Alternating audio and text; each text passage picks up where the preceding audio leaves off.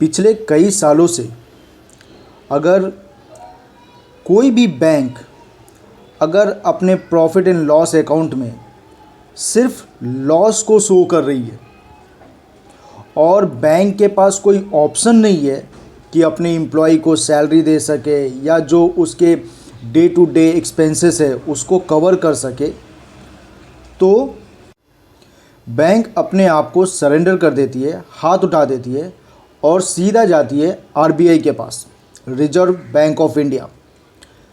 और reserve bank of India उनको bankrupt घोषित कर देती है, यानी कि टोटली कंगाली की हालत में ये बैंक पहुंच चुकी है।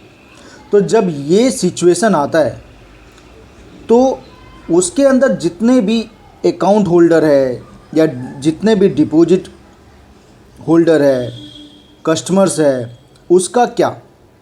तो जैसा कि मैं आपको ये सीट दिखा रहा हूँ, ये मैंने गूगल से निकाला है।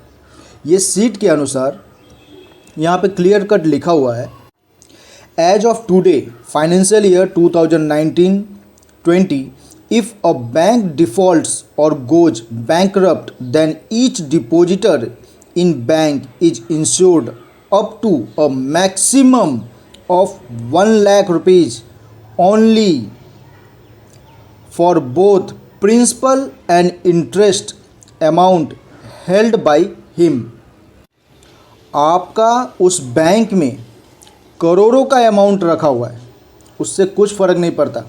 रिजर्व बैंक ऑफ इंडिया बोल रही है कि हम आपके हर एक बैंक के पीछे सिर्फ 1 लाख रुपए का ही गारंटी लेते हैं कि अगर बैंक ने घोषित कर दिया तो प्रिंसिपल और इंटरेस्ट के साथ 1 लाख रुपया ही आपको मिलेगा। भले ही आपका 10 करोड़ रुपए आपका उस अकाउंट बैंक में है, उससे कुछ फ़र्क नहीं पड़ता। गवर्नमेंट गारंटी सिर्फ 1 लाख रुपए का ही लेती है।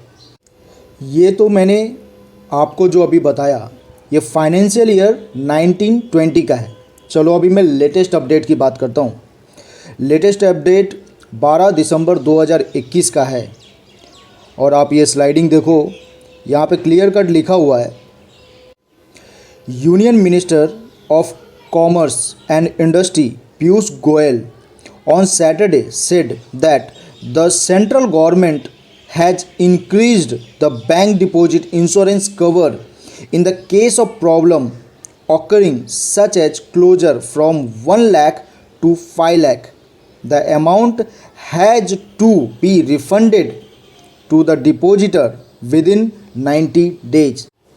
तो जो फाइनेंशियल ईयर 1920 तक गवर्नमेंट सिर्फ 1 लाख रुपए तक का ही गारंटी लेता था आपके पैसे का, वो अब 5 लाख रुपए का कर दिया है। और वो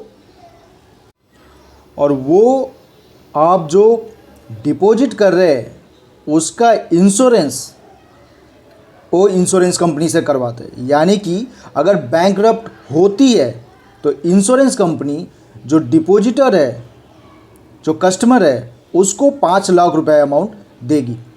अब आपको मैं एक काम देता हूँ कि आप मुझे कमेंट बॉक्स में बताओ कि ये जो इंश्योरेंस जो करती है आपके डिपॉजिट के नाम पे, तो उसके लिए कितना चार्ज आपके डिपॉजिट में से या आपके बैलेंस में से या आपके अकाउंट से डिडक्ट किया जाता है।